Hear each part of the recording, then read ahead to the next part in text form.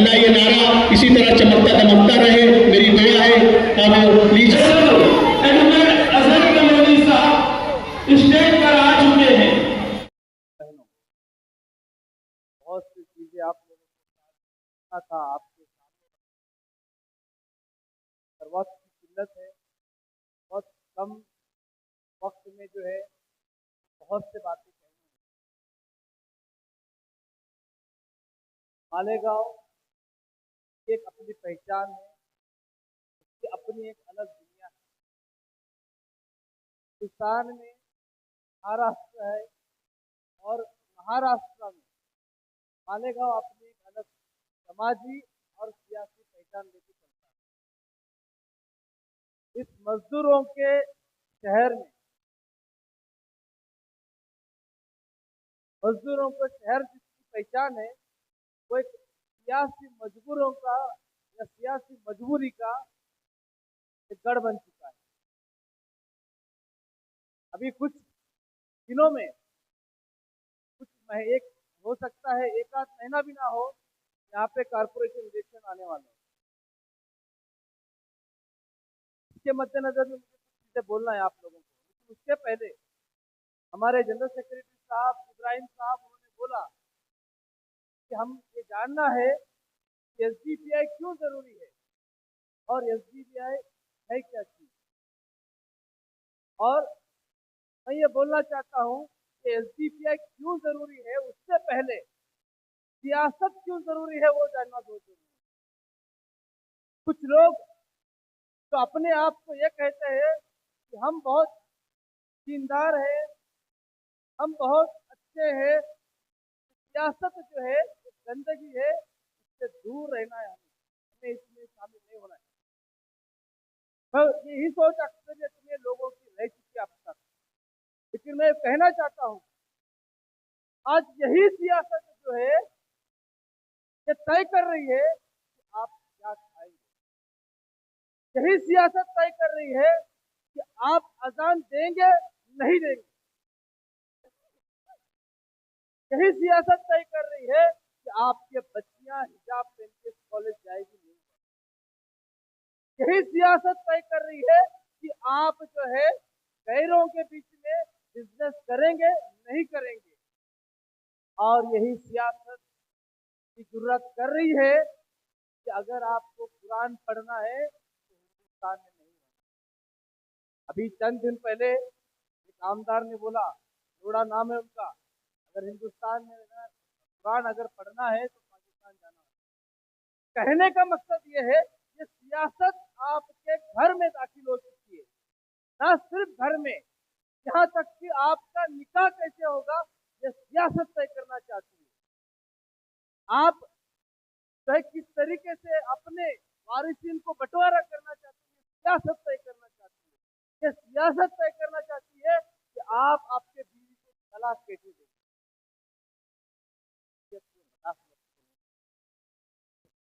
ये और कर रही है।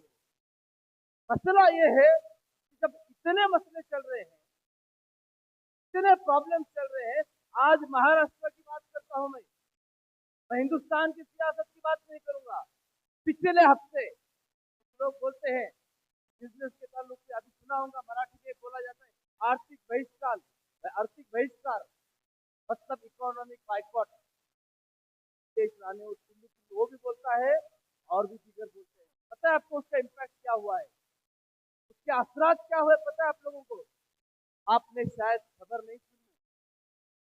मैं आप लोगों को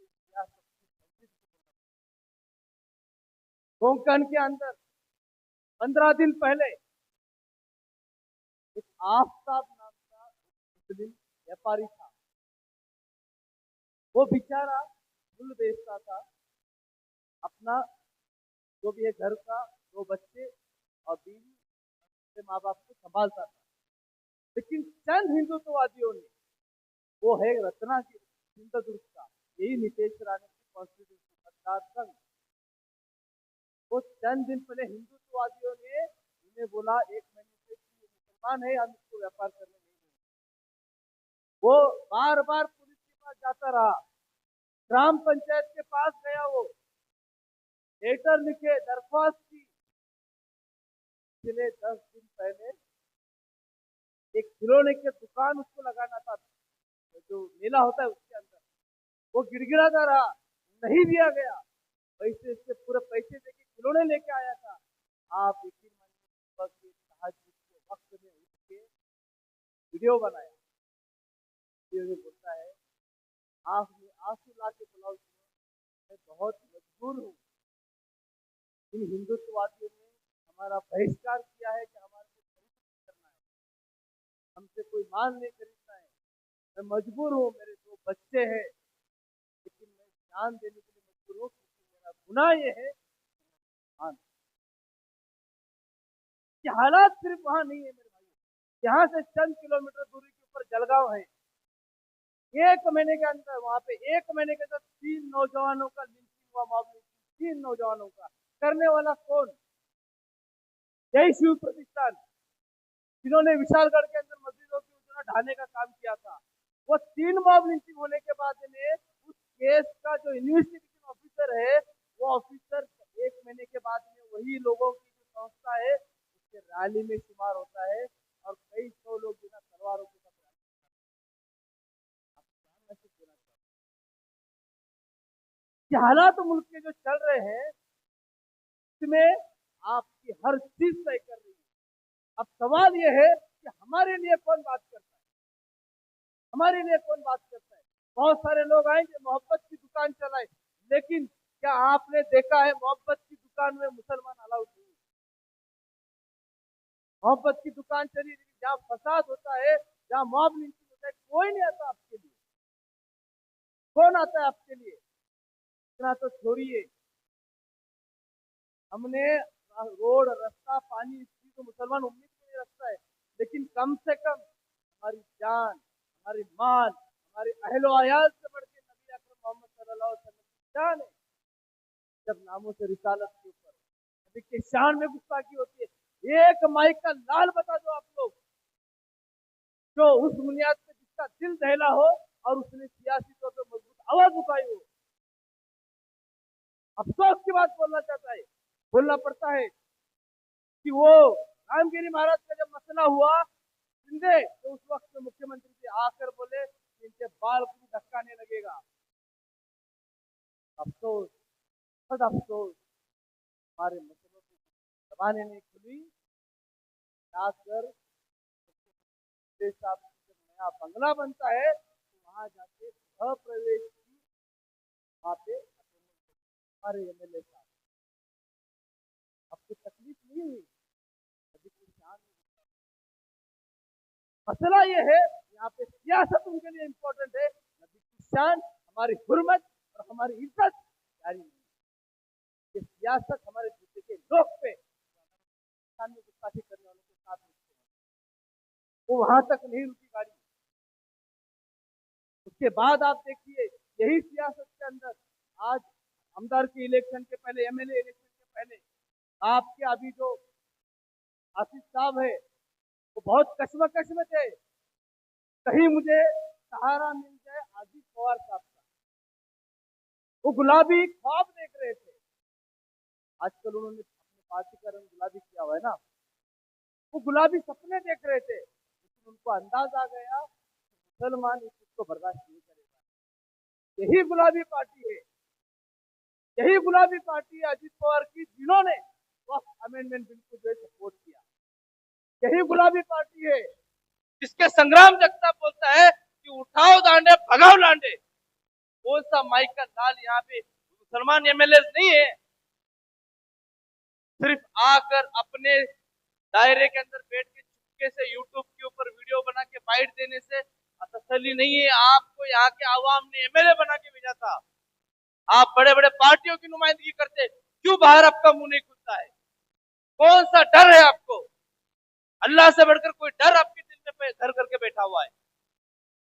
इतना ही नहीं है, आज जो लोग अपनी गंदी सियासत के लिए, गंदी राजनीति के लिए ये लोगों ने चोले ओढ़ रखे हुए, तो लोग आते हैं कि ब्रांड अलग होता है, लेकिन नकली ब्रांड होते हैं, पेप्सी का बनता है, आदिदास के शूज आते हैं, जैसे नकली ब्रांड आते हैं, क्योंकि उनको मालूम है कि उनके उनके अंदर वो काबिलियत नहीं है, उनके अंदर वो हुनर नहीं है, उनके अंदर वो दम नहीं है, उनके अंदर वो सलाहियत नहीं है। इसीलिए कुछ लोग जो ना गलत पैकिंग में आते हैं।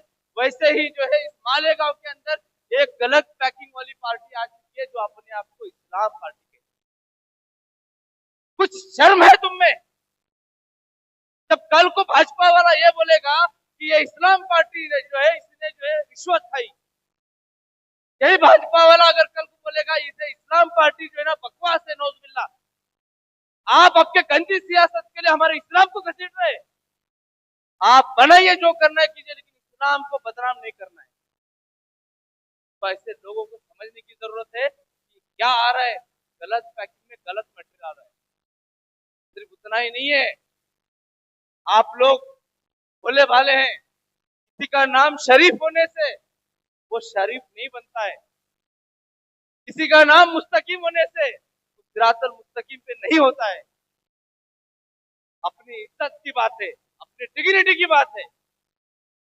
डिग्निटी मतलब क्या? नाम डिग्निटी होने से डिग्निटी आती है। डिग्निटी वो होती है जहां पे एक मुसलमान रहते हुए एक शहरी होते हुए इज्जत की जिंदगी हो। आज मुझे बताइए, मालेगांव के अंदर मैं आपको कहना चाहता हूं, इस मालेगांव शहर को पूरी तरीके से सियासी तौर पे, ज़हनी तौर पे गुलाम बनाया गया है। और गुलाम बनाने वाले 5 फैमिलीज है। इन 4 से 3 फैमिलीज ने गुलाम बनाया। सत्ता पलट पलट के आती है, अलग अलग पार्टियों के रूप में लोग आगे आते हैं, लेकिन ये खानदानी सियासत खत्म नहीं होती है। ये 3-4 खानदानों ने इस मालेगांव के लोगों को ज़हनी गुलाम और सियासी गुलाम बना के रखा हुआ है। इस ज़हनी गुलामगिरी और सियासी गुलामगिरी से आजादी दिलाने के लिए सीपीआई आ चुकी है। सिर्फ इलेक्शन लड़ने के लिए हम लोग नहीं आए, हम आपको, आपके हुकूकों को और इसकी लड़ाई लड़ने के लिए हम लोग यहाँ आ चुके हैं। तो इलेक्शन आते हैं चले जाते हैं, ये जो ज़हनी गुलामगिरी यहाँ पे थोपी गई है लड़ने के लिए आए। कुछ लोग फिक्र करते हैं कि एसडीपीआई वाले कितने लोग हैं, क्या लोग हैं, इतने हैं ना, अल्हम्दुलिल्लाह मर्द लोग और लड़ने की हिम्मत रखते हैं। कुछ लोग बोल आपने क्या काम किया?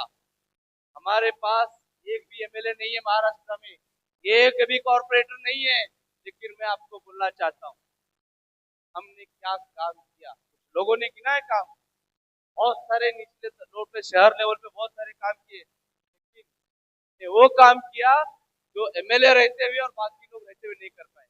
क्या आप लोगों ने विशालगढ़ के मस्जिद को डिमोलिश होते हुए नहीं देखा? गिराते हुए वीडियो देखा था कि नहीं देखा था? पता है ना, जाने वाला जो था ना रवि पड़वल, तलाक के पीछे जाने वाली सीपीआई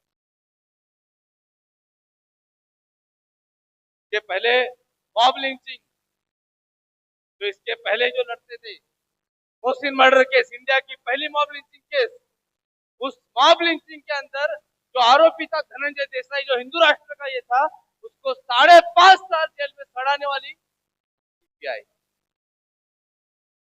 हमारे नबी के शान में कुरान के तौहीन करते हुए एक मूवी आई थी, हम दो हमारे 12।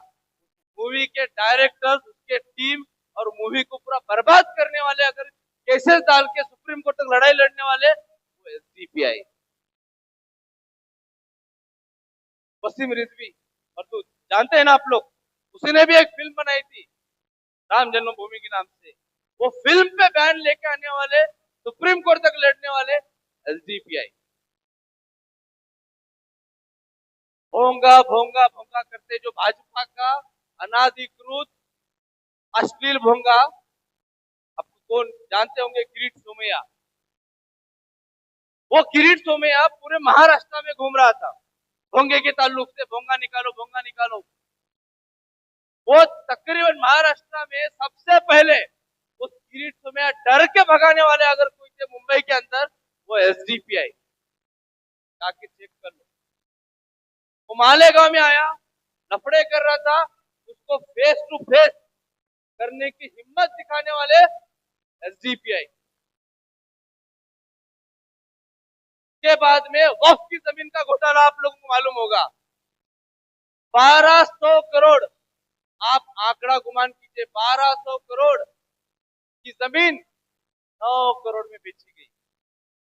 उस वक्फ के घोटाले के अंदर वक्फ के सीईओ को चेयरमैन या उनके वक्फ बोर्ड के कच्चा चिट्टा बाहर निकालने वाली एसडीपीआई, और उसके चलते वक्फ के चेयरमैन साहब ने हमारे पे केस की, बोले हमारा नुकसान हुआ, एसडीपीआई ने हमारा वक्फ का घपला बाहर निकाली, सब चीजें की, हमारी बदनामी हो रही, बोल के 10 करोड़ 55 लाख की केस मुझ पे की गई। किस वजह से की गई?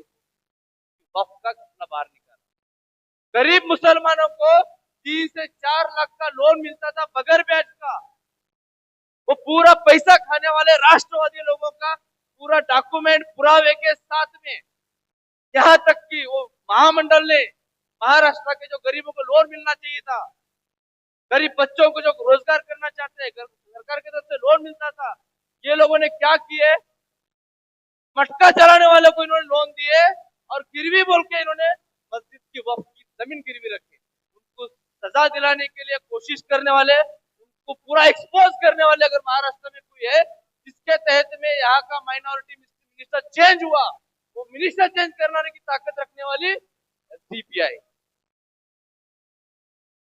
क्या गिनाऊं आपको? हम बहुत कुछ है। आज हमारे पास एक कॉर्पोरेट नहीं रहते हुए कौम मिल्लत के लिए करने वाले हम जो लोग वक्फ के बहुत सारे कॉन्फ्रेंसेस लिए गए, अलग अलग जगह वक्फ के कॉन्फ्रेंस लिए गए, क्या आप लोगों को मालूम है? मुझे वो पार्टी का नाम बताओ जो अल्लाह के घर के हिफाजत के लिए रास्ते पे आके लड़ी हो। वो वाहिद पार्टी है। यहाँ एसडीपीआई ने महाराष्ट्र के अंदर 7 से 8 जगह केसेस हो गए उनके लोगों के ऊपर, लेकिन प्रोटेस्ट करने वाली वक्फ अमेंडमेंट को बिल को रास्ते पे लड़के वापस करने वाली सिर्फ एसडीपीआई थी। और ये बोलना चाहता हूँ, वक्फ का प्रोटेस्ट किया के लिए हमारे पदाधिकारियों के ऊपर 30 पार की नोटिस निकाले गए।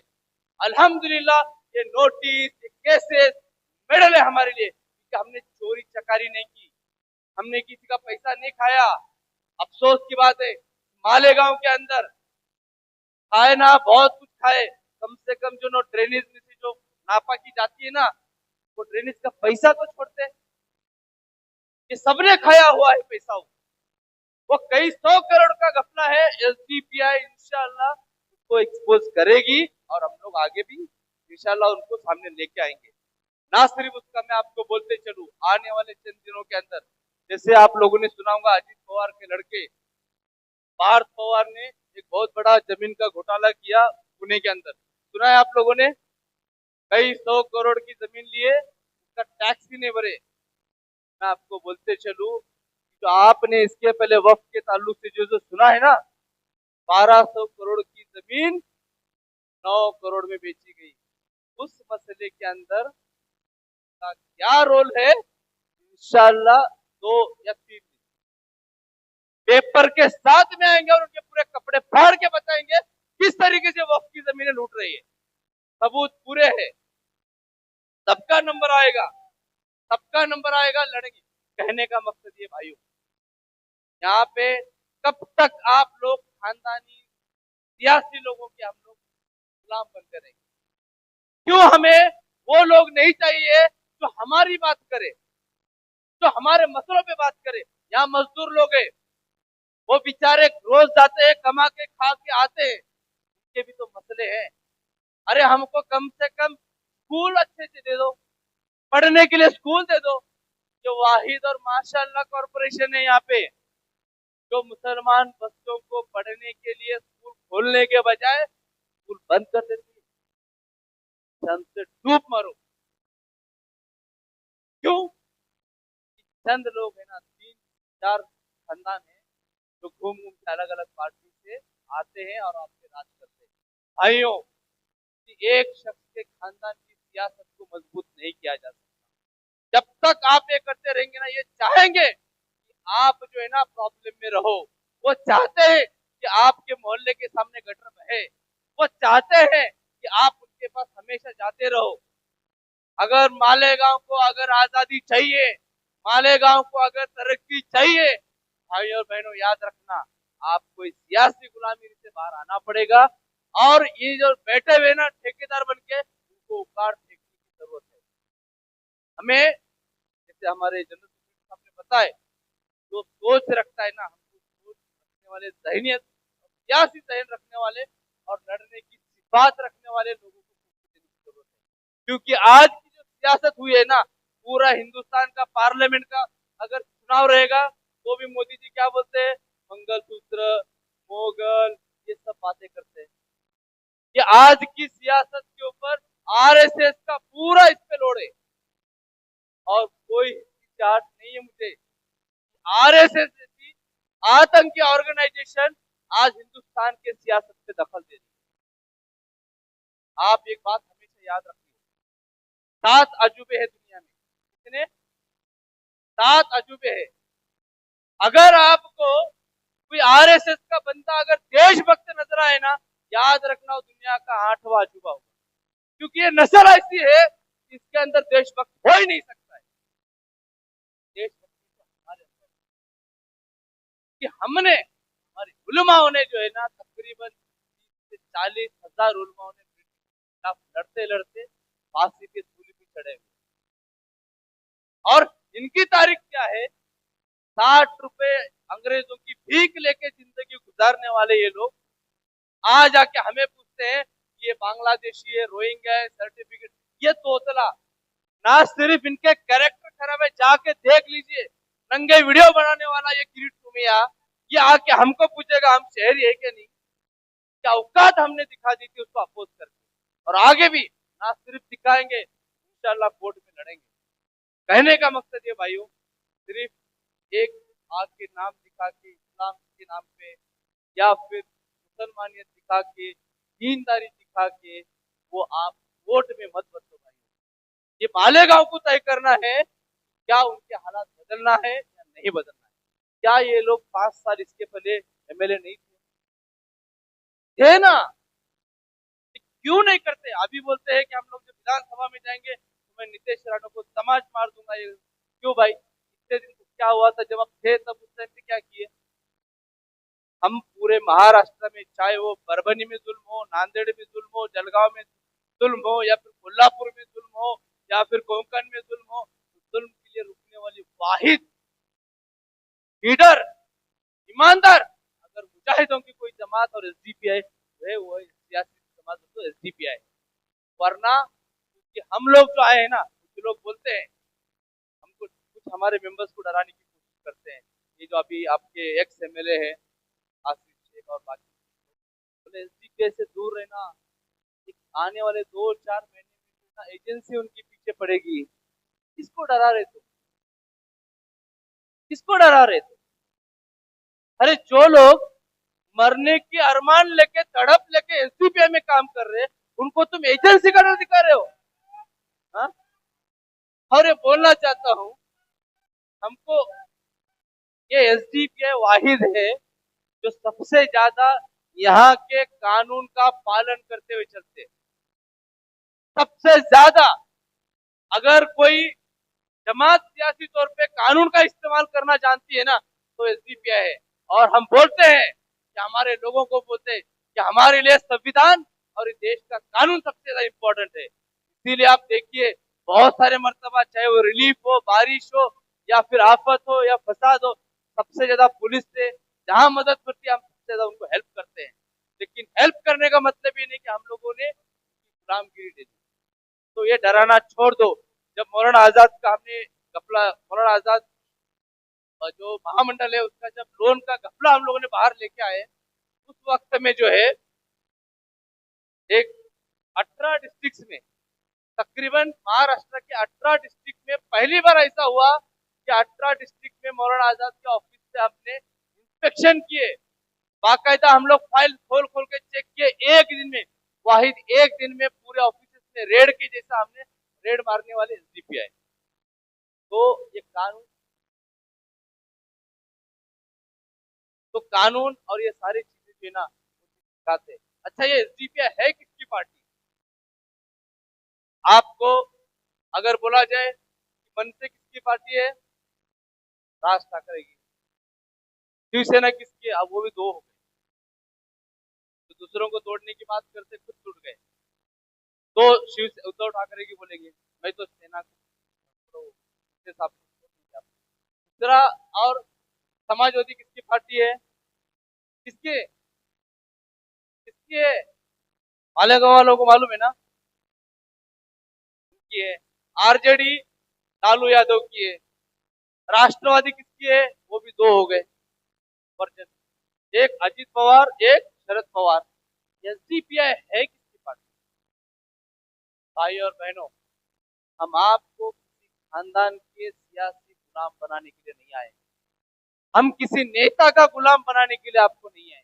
ये एसडीपीआई अगर किसी की पार्टी है तो वो आम आवाम की पार्टी है। यहाँ पे आपको किसी का खानदान नजर नहीं आएगा। वो सलाहियत वाले, वो लड़ने वाले मुजाहिद नजर आएंगे जो सियासी इक़्तिदार हासिल करके जो है ना लोगों के लिए काम करना चाहते हैं। तो एसडीपीआई किसी की पार्टी अगर है वो आवाम की पार्टी है, ना मेरी पार्टी है, ना मजहर की पार्टी है, ना कलीम साहब की पार्टी है, ना अब्दुल्ला भाई की पार्टी है। यहाँ पे रिश्तेदारी घर देख के पोस्ट नहीं दिए जाते। अब इलेक्शन आने वाला है ना, अगर कौम और मिल्लत का आप पे सच में दर्द है, मैं ये आसिफ शेख उनसे भी कहता हूँ और हमारे एमएलए साहब को भी कहता हूँ, अगर आपके अंदर सच में कौम की ईमानदारी है, आप पे अगर जज्बा है, तो इन आवाम के अंदर जो काम करने वाले लोग हैं, आम आवाम को इख्तियार में लाके बिठाओ। लेकिन नहीं करेंगे।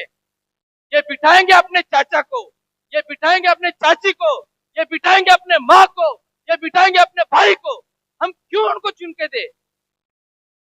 क्यों चुन कर दे? बताइए मुझे, क्या सियासी उन्होंने हमारे लिए काम किया हुआ है? क्योंकि वो शेख खानदान में पैदा हो गए, इसके लिए हमने ठेका लेके रखा है कि हम चुन के देंगे। क्यों चुन के दे? कब तक हम लोग जो बर्दाश्त करें?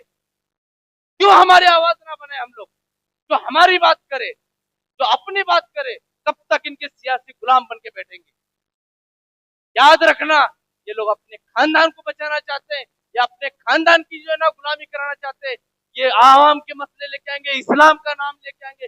पहले चीज तो ये मैं आवाम को गुजारिश करता हूँ, मैं रहने पुणे से आया हूँ, मैं मालेगांव के आवाम से गुजारिश करता हूँ, इस्लाम हमारा बुलंद है, इस्लाम पाक नाम है, ये अल्लाह से और दीन से जुड़ा हुआ नाम है। इसके ऊपर गंदी सियासत करने मत दो आप लोग।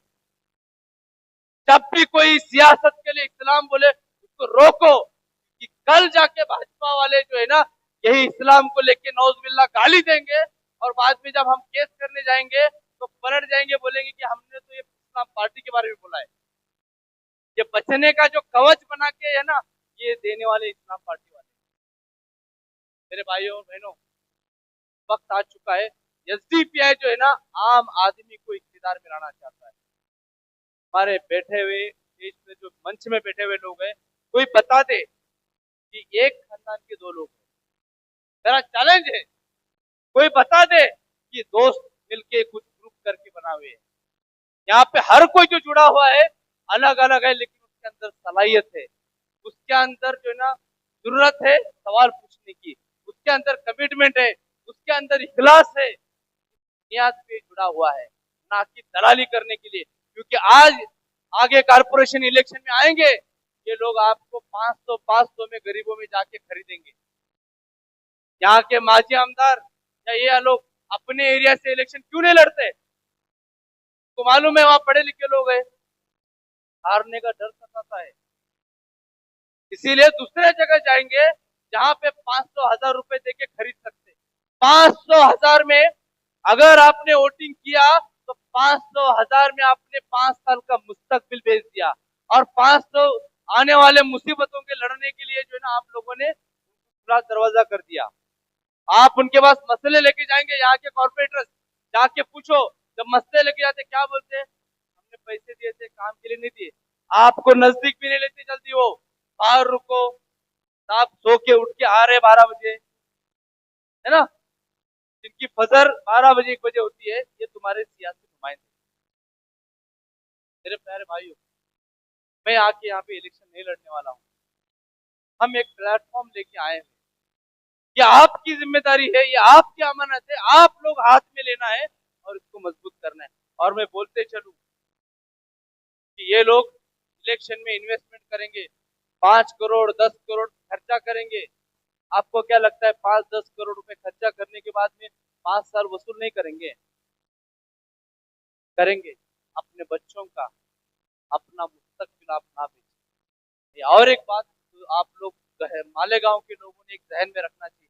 मालेगांव वो शहर है, मालेगांव वो शहर है जहां से वो अगर लीडरशिप अगर खड़ा कर देना, वो पूरे महाराष्ट्र के मुसलमानों की नुमाइंदगी कर सकता है। ये उतनी उसके अंदर कैपेसिटी है और उस लायक ये शहर है। आपने सुना होगा कि बहुत सारे लोगों की दुनिया में एक मशहूर बंदा है, उसका नाम है सुपरमैन, जो लोगों के मसले सॉल्व करते फिरता था। मालेगांव वालों ने अपना सुपरमैन बना दिए थे। मैं आप लोगों से गुजारिश करता हूं कि आप लोग वो सुपरमैन बनाओ जो महाराष्ट्र के मुसलमानों के मसले सॉल्व करने वाला बने। वो जिम्मेदारी आप लोग उठाना है। बहुत सी बातें हैं लेकिन वक्त हो चुका है। जैसे मैंने बताया 10 मिनट थोड़ा ज्यादा हुए। मैं पुलिस प्रशासन से भी चाहता हूं कि आप कोऑपरेट करें, कि बहुत दिनों बाद मौका मिलता है और वक्त का जैसे मैंने बताया कि हम लोग नियमों का पालन करने वाले। मैं मेरी बात खत्म करता हूँ। सिर्फ ये बोलना चाहता हूँ, ये इलेक्शन सिर्फ सीट जीतने के इलेक्शन नहीं है, सियासी, समाजी, गुलामगिरी से आजादी पाने की ये इलेक्शन है या ये लड़ाई है।